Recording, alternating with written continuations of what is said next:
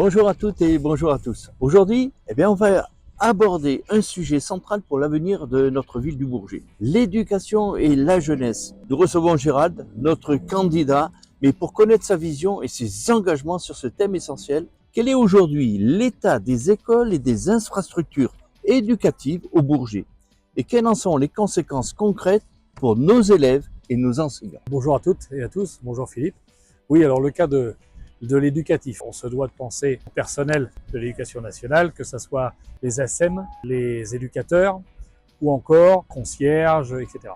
Donc ça, il faut respecter déjà une première chose, le travail de ces personnes qui sont mises à disposition de l'éducation nationale. Ensuite, lorsqu'on parle éducatif, au Bourget c'est suffisamment large et nous avons une chance, les Bourgetins ont la chance de partir de la crèche jusqu'au lycée, en passant par le collège et les écoles primaires et élémentaires. Donc il y a la possibilité pour les familles d'avoir leurs enfants sur le territoire du Bourget, ça c'est un point positif. Donc sur le côté éducatif aussi, je n'oublie pas les représentants des parents d'élèves.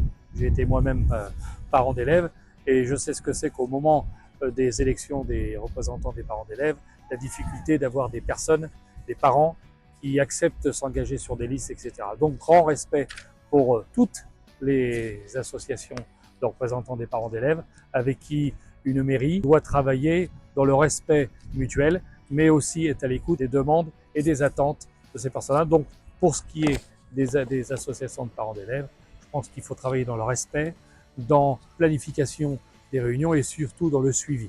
Donc ça c'est important. Donc, on va passer, si tu en es d'accord, à la question 2. Et la question 2, quelles sont, selon toi, les priorités à mettre en place pour mieux accompagner nos jeunes au quotidien, aussi bien dans leur scolarité que dans leurs loisirs?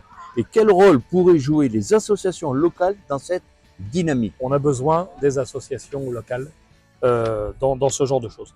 Mais je dirais que une mairie, et c'est ce que je souhaite mettre en place, doit être là pour impulser les choses. Ce n'est pas à d'autres organismes d'impulser des actions ou des grands projets fédérateurs sur la ville. Impulser, accompagner, soutenir. C'est cela, c'est cela. Deux choses importantes une fois qu'on a passé la grille de l'école, développer et renforcer le soutien scolaire à travers des actions soutenues par les élus. Toujours, je souhaite que les élus soient très impliqués, soient moteurs au niveau de ces actions.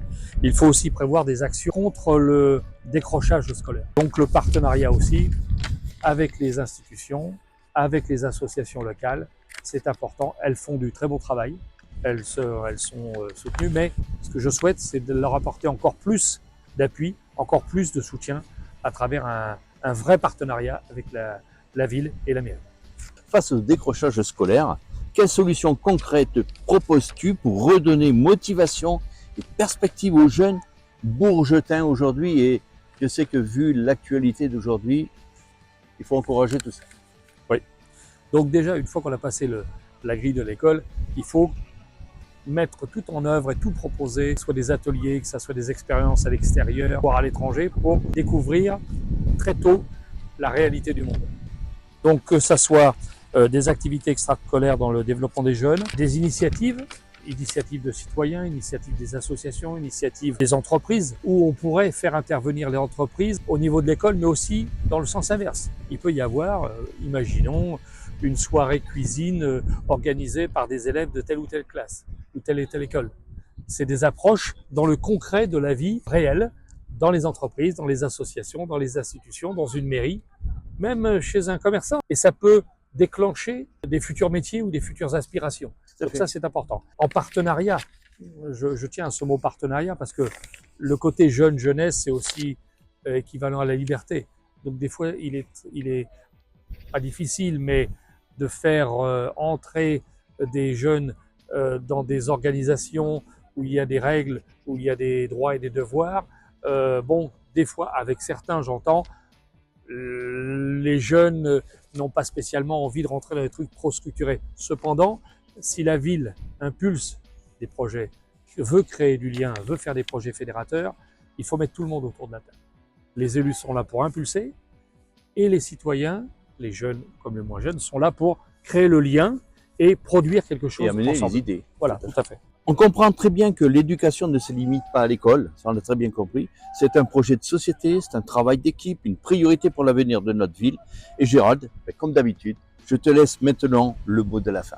Vous avez vu que nous sommes dans un autre lieu, nous sommes dans le nouvel espace sportif qui a ouvert ses portes lors des JO. Donc c'est un lieu vivant, un lieu de respiration, un lieu de loisirs, Un lieu où les jeunes se retrouvent. Voilà, il y a beaucoup de jeunes entre un gymnase, des écoles, le football, les tribunes de tennis, etc. Donc c'est un lieu très convivial, très chaleureux, qui va se développer dans les années à venir. Je suis face à la passerelle qui relie les villes de Duny et du Bourget. Comme vous l'avez vu, nous sommes proches du terrain. On continue. Je vous souhaite une bonne continuation.